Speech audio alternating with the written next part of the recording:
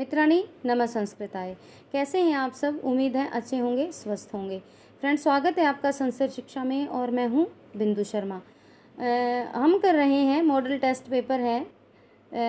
इसके हमने 25 क्वेश्चन कर लिए थे और आज हम आगे इसके 25 क्वेश्चन करने वाले हैं। फ्रेंड्स, यदि आपको कक्षा अच्छी लगे तो प्लीज़ लाइक कीजिए, शेयर कीजिए, कमेंट कीजिए और चैनल पर नए हैं तो प्लीज़ चैनल को सब्सक्राइब कीजिए। आपको कोई सलाह देनी है या कुछ कमी लग रही है तो वो भी आप कमेंट बॉक्स में बता सकते हैं।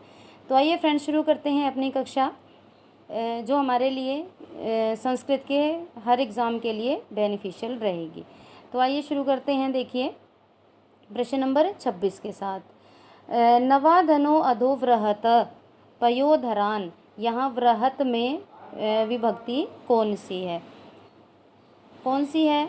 नवाधनो अधोव्रहत परोधरान, यहाँ व्रहत में विभक्ति है, वचन कौन सी है? द्वितीया एक वचन है, प्रथमा बहुवचन है, पंचमी एक वचन है या द्वितीया बहुवचन है? तो कौन सी है ये है द्वितीया। व्रहत में क्या है? द्वितीया बहुवचन। क्या है? द्वितीया बहुवचन। आगे देखते हैं। अनुसारथी पद का अर्थ है। अनुसारथी कौन है? श्री कृष्ण है, नारद है, सूर्य है तथा विष्णु है। तो अनुरुसारथी कौन है? ये है सूर्य। सूर्य का अपर नाम क्या है? अनुरुसारथी। नेक्स्ट क्वेश्चन, पतत्यो अधो धाम विसारी सर्वत, यह धाम और विसारी पद किस लिंग में प्रयुक्त है? पततध्यो धाम विसारी सर्वत, यहाँ धाम और विसारी पद किस लिंग में प्रयुक्त है? स्त्रीलिंग में, पुल्लिंग में, नपुंसक लिंग में या अव्यय पदम में? तो ये क्या है? ये धाम और विसारी क्या है? ये नपुंसक लिंग है। क्या है? नपुंसक लिंग। आगे देखिए, शिशुपाल वध में प्रथम और अंतिम श्लोक में क्रमशः छंदों का प्रयोग है। वंशस्थ मालिनी, वंशस्थ शिखरणी, से इंद्रवर्जा शार्दुल विक्रीडित, डी वंशस्थ शार्दुल विक्रीडित। एक बार फिर देखते हैं। शिशुपाल वधम के प्रथम और अंतिम श्लोक में क्रमशः कौन से छंद हैं? वंशस्थ और मालिनी हैं, वंशस्थ और शिखिरिणी हैं, इंद्रवज्रा और शार्दुल विक्रीडित हैं या वंशस्थ और शार्दुल विक्रीडित हैं? तो कौन से हैं? ये हैं वंशस्थ और शार्दुल विक्रीडित है। शिशुपाल वधम के प्रथम और अंतिम श्लोक में वंशस्थ है पहले में और अंत में क्या है? शार्दुल विक्रीडितम। आगे देखते हैं। शिशुपाल वधम के प्रथम सर्ग में कुल कितने श्लोक हैं? ए 72, बी 46, सी 78 या डी 75? तो शिशुपाल वध में ये बृहत्त्रयी में आता है फ्रेंड्स, और इसके जो लेखक हैं वे हैं माघ। तो प्रथम सर्ग में इसमें कुल कितने श्लोक हैं? 75। शिशुपाल वध के प्रथम सर्ग में कुल श्लोक हैं 75। आगे देखते हैं 31 प्रश्न, शणे शणे यन्नवताम उपैति तदेव रमणीयताया, यह पंक्ति किस कवि से संबंधित है? शणे शणे यन्नवताम उपैति तदेव रूपम रमणीयताया। ए कालिदास से, बी त्रिविक्रम भट्ट से, सी माघ से या डी भारवी से? तो ये किससे है? ये है माघ से। किससे है? ये माघ से। आगे देखते हैं। न्याय दर्शन के अनुसार पदार्थों की संख्या कितनी है? न्याय दर्शन में कितने पदार्थ बताए गए हैं? 13, 14, 15 या 16? तो कितने पदार्थ बताए गए हैं? न्याय दर्शन के अनुसार पदार्थ हैं 16। कितने पदार्थ हैं? 16। आगे देखते हैं। न्याय दर्शन के अनुसार हेत्वाभास कितने हैं? 3 हैं, 4 हैं, 5 हैं या 6 हैं? तो कितने हेत्वाभास हैं? कितने हेत्वाभास हैं? ये हैं 5। न्याय दर्शन के अनुसार 5 हेत्वाभास हैं। आगे देखते हैं। न्यायिकों के उपमान प्रमाण का अंतर्भाव सांख्य दर्शन के किस प्रमाण में होता है? न्यायिकों के उपमान प्रमाण का अंतर्भाव सांख्य दर्शन के किस प्रमाण में होता है? ए अनुमान प्रमाण में, बी आप्त प्रमाण में, सी दृष्ट या प्रत्यक्ष प्रमाण में या डी इनमें से कोई नहीं? तो ये किस में होता है? ये होता है अनुमान प्रमाण में। अनुमान प्रमाण में। प्रश्न नंबर 35, रजोजुषे जन्मनि सत्व व्रते, ये किस ग्रंथ का मंगलाचरण है? ए कादम्बरी का, बी शिशुपाल वधम का, सी शिवराज विजय का या डी हर्ष चरितम का। तो ये रजोजुषे जन्मनि सत्व व्रतये, ये किसका है? ये है कादम्बरी का। किसका? कादम्बरी का।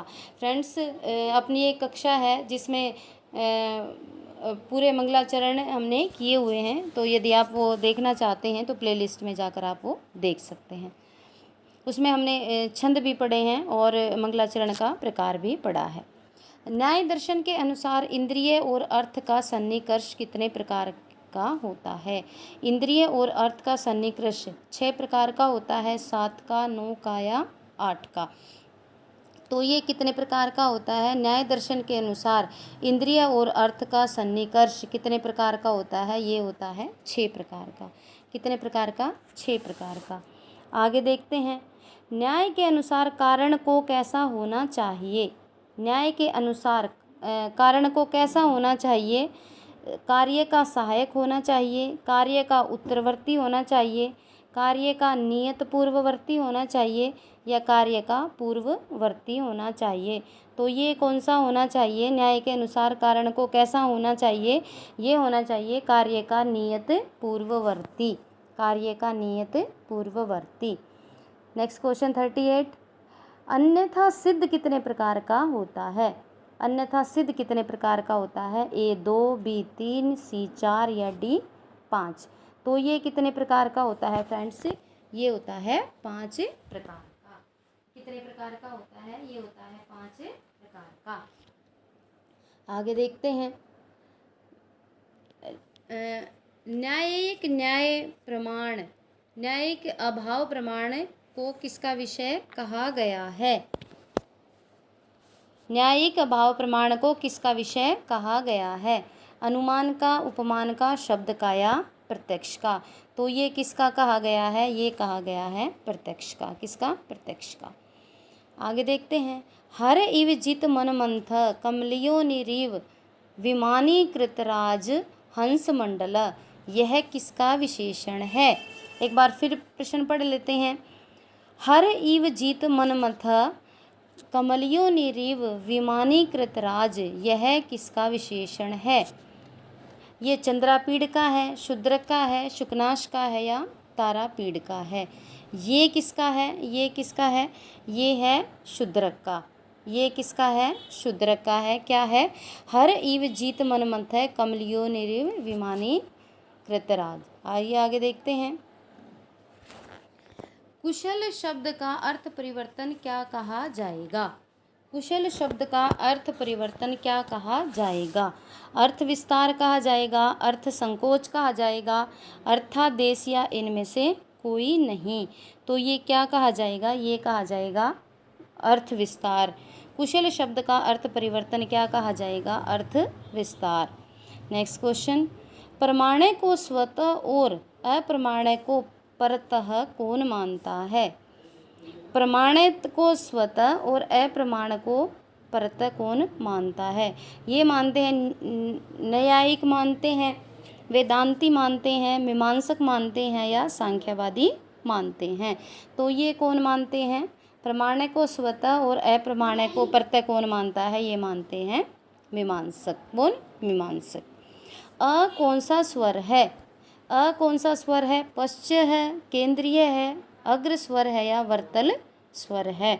तो ये कौन सा स्वर है? अ कौन सा स्वर होता है? ये है केंद्रीय स्वर। कौन सा स्वर है? केंद्रीय स्वर। आगे देखते हैं। किसके योग में पंचमी विभक्ति का प्रयोग नहीं होता? किसके योग में पंचमी विभक्ति का प्रयोग नहीं होता? ऋते, पृथक, अंतरा या नाना। ऋते, पृथक, अंतरा या नाना।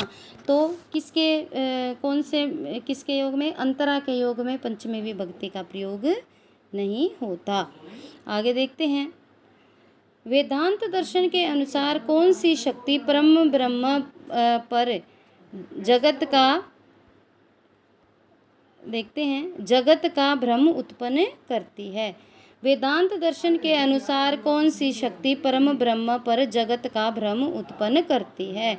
अज्ञान, आवरण, विक्षेप या माया। अज्ञान, आवरण, विक्षेप या माया। तो ये कौन सा है? ये है विक्षेप। कौन सा है? विक्षेप। नेक्स्ट क्वेश्चन है, वेदांत दर्शन किसकी सत्ता स्वीकार करता है? वेदांत दर्शन किसकी सत्ता स्वीकार करता है? एकमात्र ब्रह्म की, एकमात्र आत्मा की, एकमात्र ईश्वर की या एकमात्र परमात्मा की? तो वेदांत दर्शन किसकी सत्ता स्वीकार करता है? ये करता है एकमात्र ब्रह्म की सत्ता स्वीकार करता है। कौन? वेदांत दर्शन। वेदांत दर्शन एकमात्र ब्रह्म की सत्ता स्वीकार करता है। तो फ्रेंड्स, ये थी अपनी आज की कक्षा। उम्मीद है कि आपको ये प्रश्न पसंद आए होंगे और आपके लिए यूज़फुल रहेंगे। तो यदि आपको कक्षा अच्छी लगे तो प्लीज़ लाइक कीजिए, शेयर कीजिए, कमेंट कीजिए और चैनल पर नए हैं तो प्लीज़ चैनल को सब्सक्राइब कीजिए। यदि आपको और ग्रंथों के प्रश्न पढ़ने हैं तो वो भी आप प्लेलिस्ट में जाकर देख सकते हैं। तो आज के लिए बस इतना ही। मिलते हैं कल एक नई कक्षा के साथ। तब तक के लिए स्वस्थ रहिए, मस्त रहिए। आज के लिए बस इतना ही। नमो नमः।